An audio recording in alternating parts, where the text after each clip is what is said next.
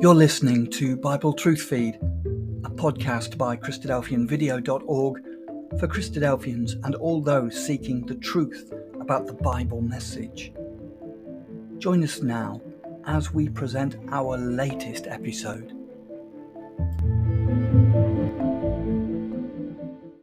We have Ben and Alyssa with us tonight, as you can see, Ben and Alyssa Brinkerhoff. Now, Ben and Alyssa are really passionate about marriage and passionate about families. And also, tonight we're talking about finances. And Ben is also an authorized financial advisor and described by Alyssa as both and by nature and profession. So there you go. That's Ben for you. So yeah, a lovely couple. For those of you who haven't met them, for those of you who haven't met us, we're here too. And so yeah, we're going to be talking about financial issues tonight, how to budget and that sort of thing. And really, in today's world, it's a really well needed thing, because with the coronavirus happening and people being off work and lost jobs and investments are crashing around the place, it's something that's really important to all of us right now. That's affecting us all, or if it's not affecting us personally, it's affecting at least a whole lot of people we know. So yeah, so that's where we are tonight. So welcome, Ben and Melissa. Really good to have you here. Thank you.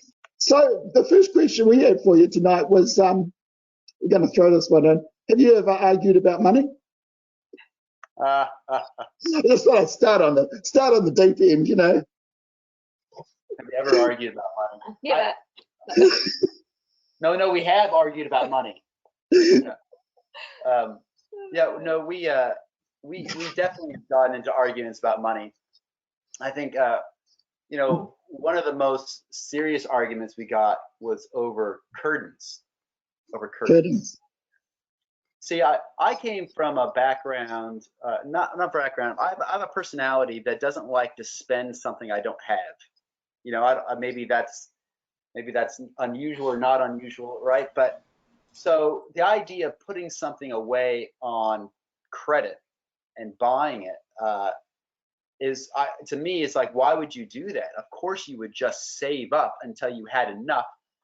So Alyssa and I got into a couple really big arguments, but that was the last really big one about money. It was about curtains, because we had just gotten into the house and we'd spent every last dollar, and we'd gone back to the bank and we borrowed way more than we expected to borrow. And suddenly we're coming into winter and there's no money for curtains. And Alyssa wanted curtains to ensure that the house would be warm. And I said, well, we can't afford curtains. And she said, well, we need to buy them anyways. And the point here is that Alyssa launched into this discussion about curtains right as I was coming out of the shower in the mornings. I want you to imagine me. Don't imagine me. No, don't. Let's not imagine that. Towel wrapped around me. The kid, we were just, and she's like, and then she's launching into this discussion that she wants to have about us borrowing money to buy curtains. And we just absolutely weren't communicating well on this subject. And it's funny, because I thought to myself, I could tell Alyssa felt very passionately about the curtain subject, right? And I thought, if I don't get this right, then I think I'm curtains, right? So I was a little bit concerned about this, and we figured out a really good way to communicate about money, which is that we have a meeting once a week. We do ours on a Sunday night, and we have a book, and you write down the topics in the book that you want to talk about. And then and if I want to know what Alyssa wants to talk to me about, I can look at the book and see what's on her mind. So yeah, I can that's a good idea. And so she that takes away the sort of intensity of the moment. I can have already thought about it ahead of time, and then we both come together and we know that's our time to talk about things, and therefore you're not having nearly as emotional response. When it came to this curtain issue, we actually, Alyssa ended up winning that discussion. I went to a good friend of mine, and I talked to him about it, and I just explained why I was right and Alyssa was wrong, and borrowing money to buy curtains was just, it was close to sin. It wasn't exactly sin. That far away, yeah. And he said, I got some bad news for you. And I said, what's that? He said, you're going to get the curtains. So we ended up, and to Alyssa's credit, it was one of those deals where you borrow it, and if you don't pay it back in 6 months, there's like penalty interest. Yeah. And he was very pretty daunting, because that penalty's high, isn't it? What's that? That penalty can be really high, can't it, when you borrow and So we got it paid off in 6 months, and now we have curtains. But I think that what it just says is that it's really easy to have arguments about money because we're approaching from different perspectives. My perspective was you don't spend what you don't have, and Alyssa's perspective was, how could you ask our family to be cold this winter? And what's wrong and right about that, right? So that has to be worked out, but it can't be worked out when you just got out of the shower. It's not the time. No, no, I really love it. That's a great idea about having a family meeting, being able to sit down and have the topics there in a book or whatever on a piece of paper that you say, this is what we're going to discuss. Because it does give you that time to discuss it and the preparation that you need to be able to deal with that appropriately. It's a really great idea. Yeah. And especially when it comes to financial matters, which can be really dividing between a couple or a family. Yeah. I'd say from that time till now, I can't think that we've had another really difficult. It's been such an effective tool for us. And of course, you have to make a lot of financial decisions. Okay, we're going to summer school, so we got to save up for that, and that means we can't do this. But if we just both approach it calmly and in that organized manner, it really takes the heat out of the discussion. Yeah. So the next question we have for you is: Have you been through a time of financial difficulty? And and how did you deal with it?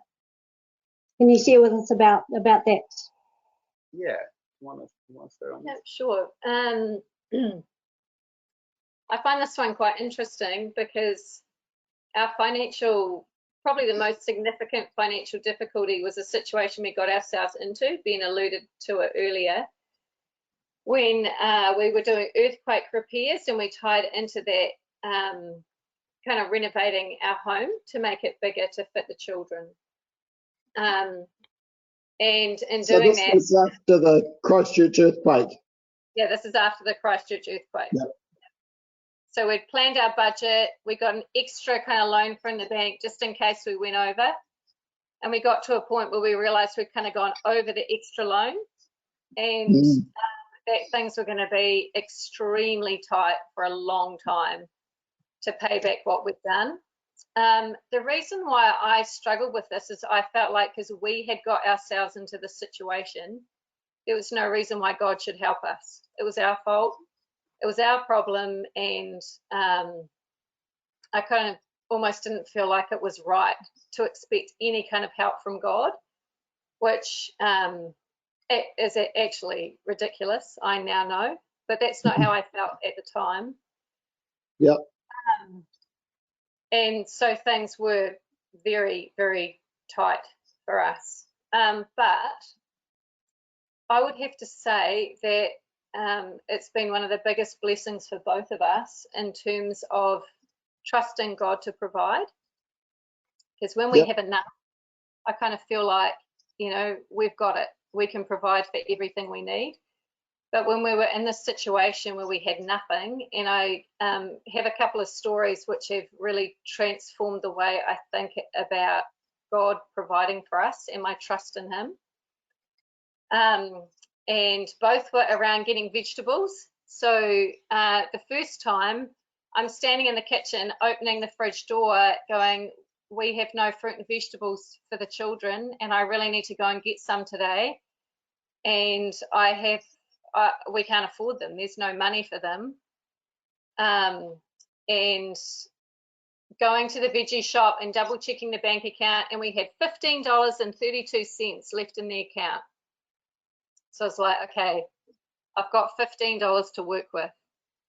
So I went around the store and gathered things in my basket, and just before I checked out, I kind of looked at it and I put back a couple of bananas and thought, all I need to do is get just what we have, just what we need for this week.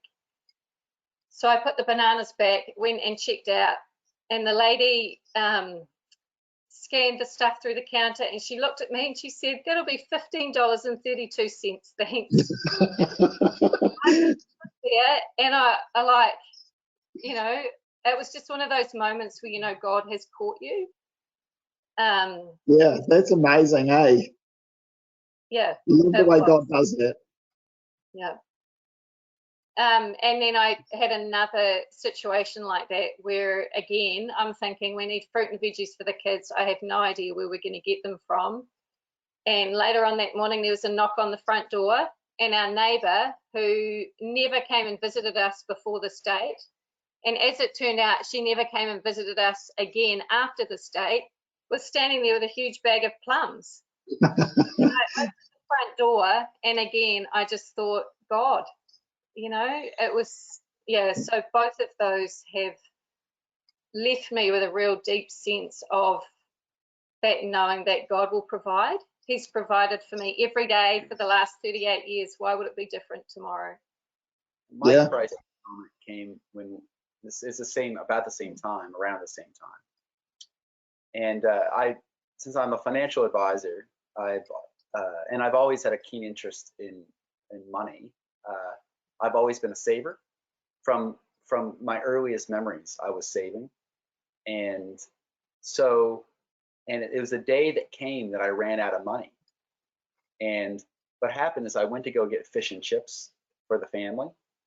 Yeah. I wasn't paying attention to the bank account because I was freaking out about how much the house was costing. And Alyssa said, I'll handle it. You don't have to handle it. And I went to get fish and chips, and I went to scan the card, and it rejected. Whoa. I thought, I can't afford the fish and chips, you know? And I ended up calling my father-in-law and saying, Dad, can you come down? And could you pay, please? Because I wasn't going to walk away. They prepared them already, you know? Can you please pay for the fish and chips, you know? Mm-hmm. And I felt like I had been shattered, you know? I felt like I was absolutely shattered. But what I discovered in that was I had an unhealthy dependence on money. I was looking for money to provide emotional security, which it can never do. But you can't know that until you run out. You don't know it because you don't, you know, it's kind of like you don't know that you need air until you don't have air anymore. You haven't got it. Yeah. You know, but while you're breathing it, you don't notice it because it's just there. And when it's not there, you realize how insecure you feel, and that was a really, really good thing for me to experience. And if God wills, I'll experience it again because I could forget it, you know. But just hope the rest of your family can cope too. I'm not trying, but it could happen, right? Yeah. So that was a good experience I think for me to go through, both from empathetic perspective and also because it really focused my prayer and helped me to realize something about myself. Yeah.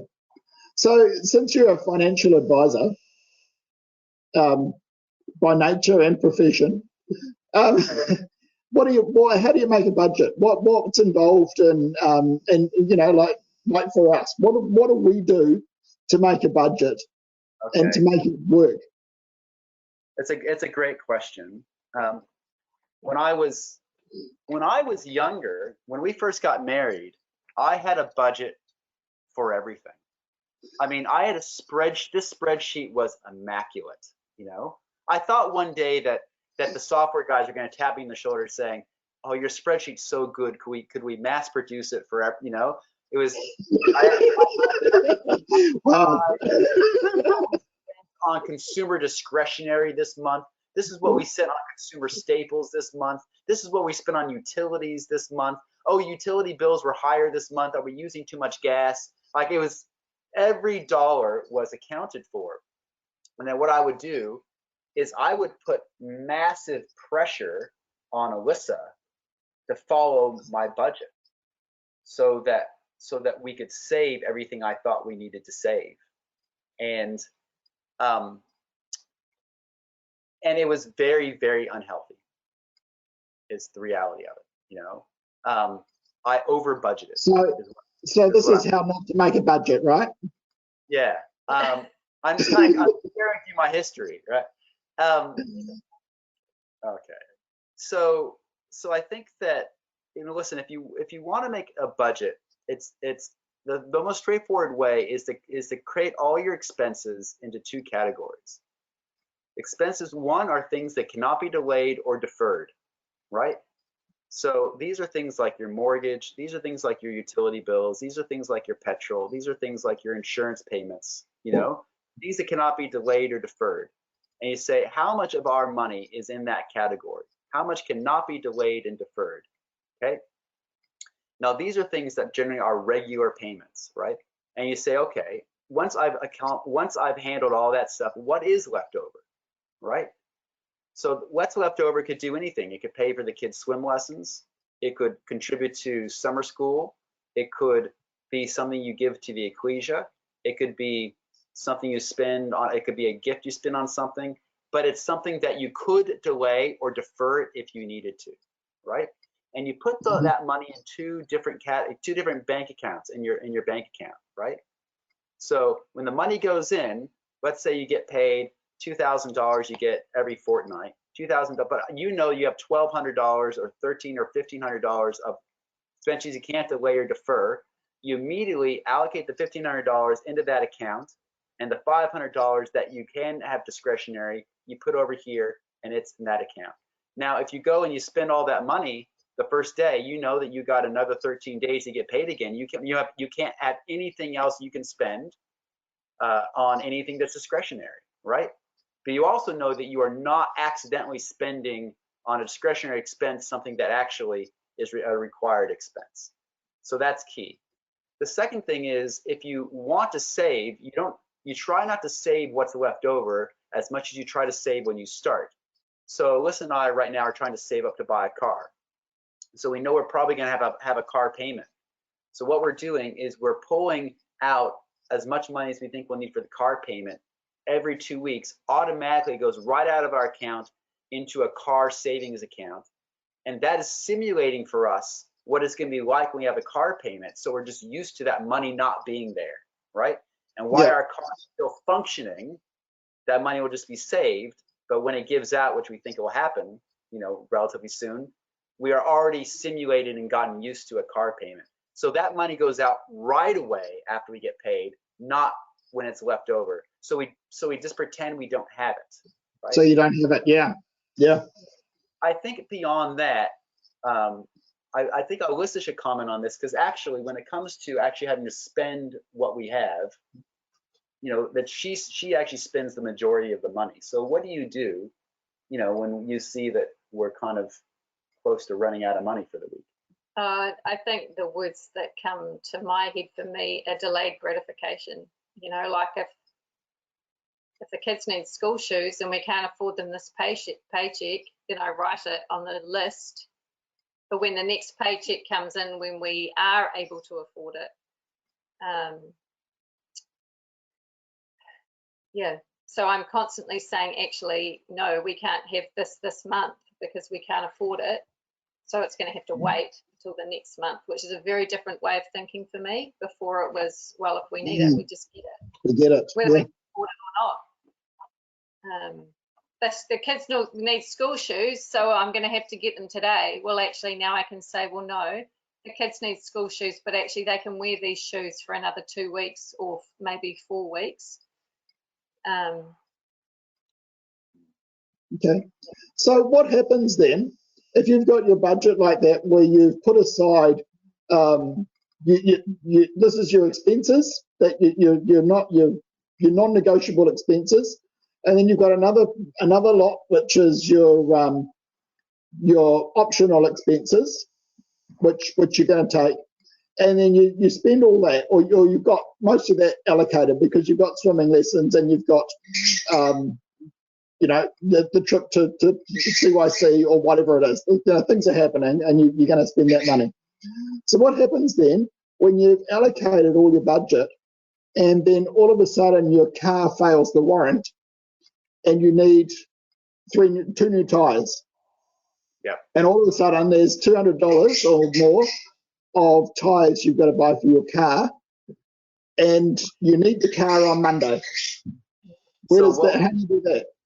What we do is if we get through the 2 weeks before I get paid and there's any money left over in the account, which doesn't happen never often, but it does happen sometimes, that money gets put into an emergency account, right? And I tell you, since I'm still fully employed during this time of lockdown, we've had way lower than normal expenses. So we've been able to put way more money than normal into the emergency account, right?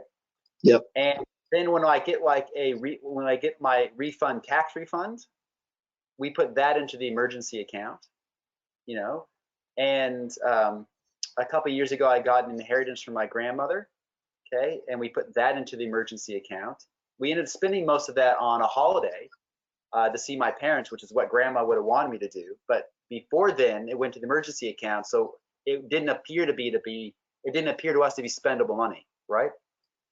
And so what you do is you prepare. Now, you may not be aware of this, but the time of life when most people reach financial crises are their 30s, because they generally have way more expenses, like a mortgage, plus they lose income because they have children. And so it's actually your most vulnerable time, and financially is not your 20s, is your 30s. We know a lot of people in their 30s, the idea of an emergency account is just a joke, right? They're like, emergency account. But we can understand that. Sometimes do get unexpected money, like a tax refund, or occasionally from time to time I've gotten a bonus. We just don't consider that to be spendable money because we know that things will come up. It's inevitable something will come up. So we try to have something as laid aside just in case. Mm. So that's important. So we'd allocate that first. But then, frankly, if the tires go out and you don't have any money, what we would do, honestly, is we would borrow it. We would put it on our credit card. I know that sounds horrible, but you put it on our credit card because you know what? We got to have a car that works to get the kids to and from, and we would then make that would go right on our family meeting, right? And we'd have a hard conversation with each other saying, what do we currently spend that feels like it's not discretionary but actually is? And that's got to be cut out because we are not going to pay interest on this credit card. By the way, our credit card is tied to our mortgage. So if we do pay interest on the credit card, we pay no more interest than we pay on our mortgage. Oh, that's cool. 20% interest, we pay 5% interest. And anyone who has a loan to value ratio of 2080 or better can probably get that. So if you have a mortgage and you're paying high interest on your credit card and you have a loan value ratio better than 80/20, you can probably go to your bank and say, no, I want my interest on my credit card to mirror my interest on my mortgage. So you're not paying through the nose, right? Okay, that's good. Maybe it does to you. Email me if that didn't make sense. Yeah. No, that makes a lot of sense. That's really good advice, actually, because a lot of people do have credit cards, but they get used, and all of a sudden there's this huge interest that comes off them. And that's a great idea. It's very sensible, and most people do have the loan as well. So if you can do. Absolutely. Yeah, in today's environment, you'd only be borrowing at 3 to 4%, really, which is not. But still, we wouldn't use that. Think of that as an excuse to use a credit card at all, because it's just having a philosophy of spending what you don't have is just a bad way to live, really. Unless Yeah. you have to. Sometimes people in a situation where they have to. Well, that's no judgment on that. Yeah. So you've probably touched on this, but has your budgeting style changed over the years? Yes, a lot. I try to be, like I said before, I was quite controlling with Alyssa, and the result of that was me wanting to trust money rather than trust God. Ultimately, it's not that the money we saved early in our marriage when we were both working and didn't have kids, that money was useful to us, and so we don't regret the choices we were able to make because we had saved money, but I do regret having tried to control my wife with my own fears, right? So now our budgeting style is far more simple, we try to, if we're saving for something, the savings happens right away. As soon as they get paid, we save. We try to save automatically through KiwiSaver, right? And we have our necessary expenses are all covered. We know when they're coming up. Alyssa has a book where she knows that there's a big expense coming up. She writes it in the book, and if we're in our family meeting, she'll tell me, or we'll talk about it. There's a big expense coming up. Yep.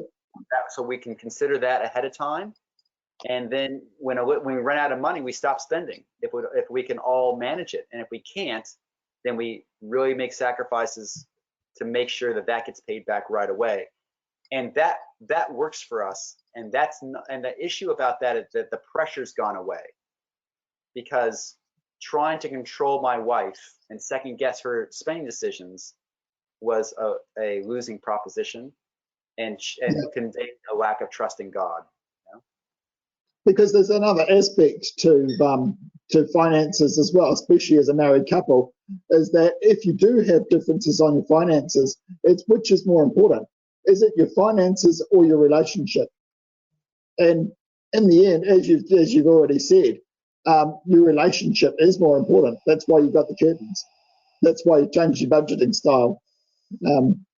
Yeah.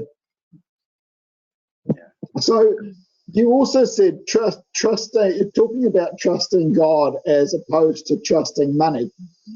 How does the verse "Seek ye first the kingdom of God and His righteousness," and then all these things, and he's talking about food and clothes and all that sort of stuff.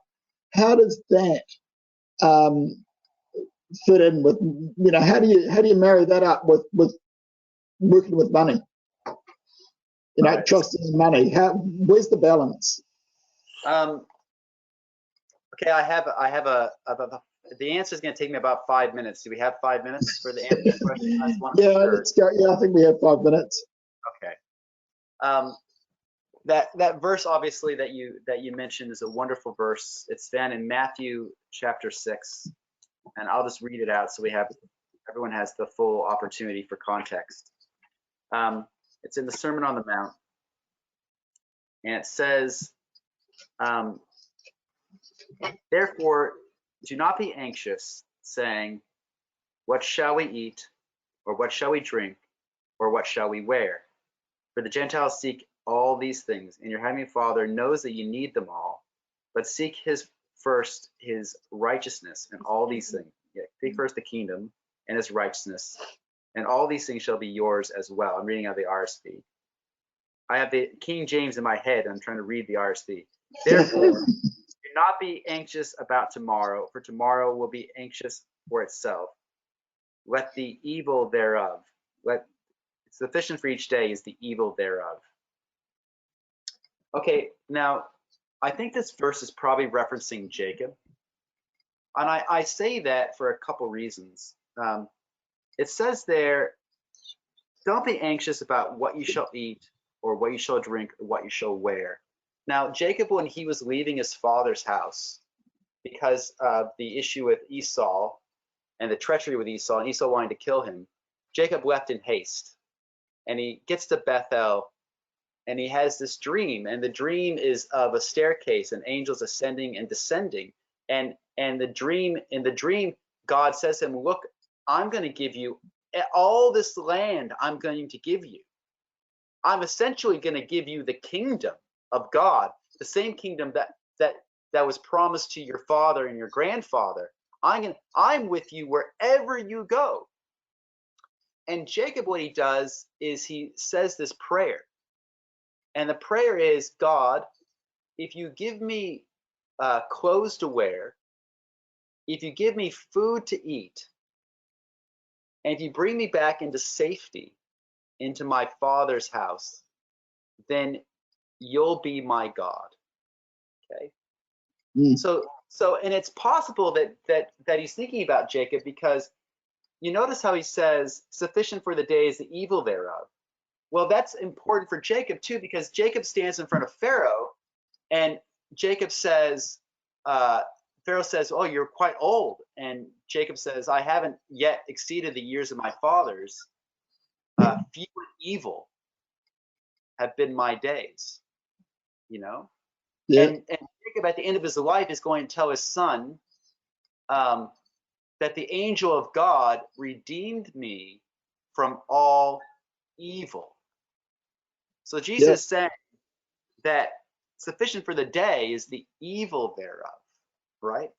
So Jacob thought in his life he had evil. But at the end of his life, he reflects back and he says, actually, the angel redeemed me from all evil. And if you think you have money problems, consider the fact of Jacob and how many times Laban changed his wages, right? Yeah. So I just want you to picture then God promising Jacob the kingdom, and Jacob saying, you know what, that kingdom, that sounds real good, but you know what, God, I'm cold. Yep. And you know what, God, I'm hungry. And you know what, God, I'm anxious. So God, you may be the God of the big things, but what about now, God? What about now? Now I'm cold. Now I'm hungry. You know, what about now? Yep.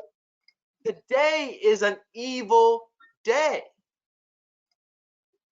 And it's only in retrospect, he looks back at his life, he said, you know, that angel that ascended and descended, that angel redeemed me from the evil. So I think what Jesus is saying in that verse is look, you know, in the light of the larger picture of the kingdom. If you would simply focus on the fact that God wants to give you that, yep, then he's actually not going to neglect you in the day. You may think that the day is evil, and the day may be evil. And you may reflect that few and evil have been your days, right? But at the end of your life, you look back and you say, actually, I did have food to eat. I did have clothes to wear. And that thing that I was worried about, God took care of. Yep. Right? And actually, the only thing that matters today at the end of my life is not the clothes, is not the food, it's the kingdom. It's the kingdom. Mm.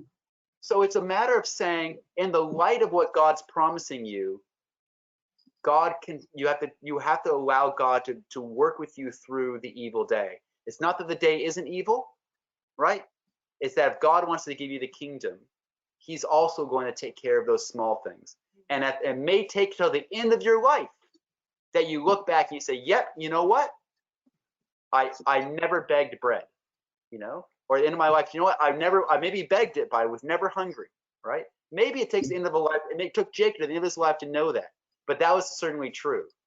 And how much more comfortable would he have been if, in light of God promising him the kingdom, he would have said, yep, God, if you're going to give me that, then I trust that you can also give me this, you know? So I think reflecting on that as a story, I think it's really Jesus saying, where's your attention going? Is your attention going on your day-by-day needs?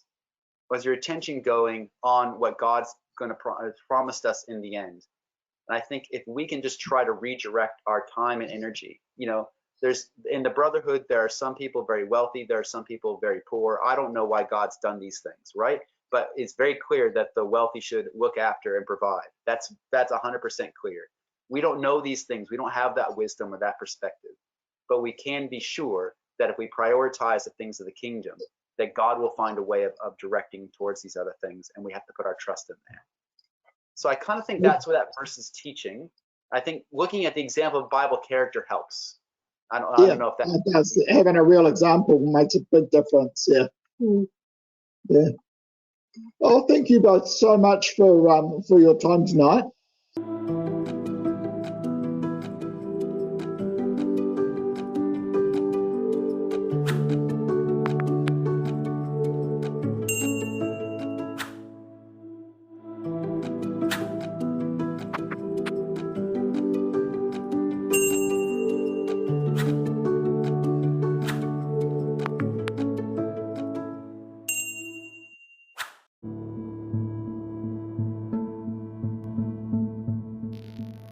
Thank you for joining us. We hope you found the episode helpful. Don't forget, most of these episodes are also available as videos on our video channel, cdvideo.org. So head over and take a look. If you have any comments or questions or suggestions, please get in touch or leave us a voice message. We love to hear your feedback. You can email us at btf@cdvideo.org. If you enjoyed the episode, then please share it with others. Until next time, may God bless you in your studies and your walk towards God's kingdom. Amen.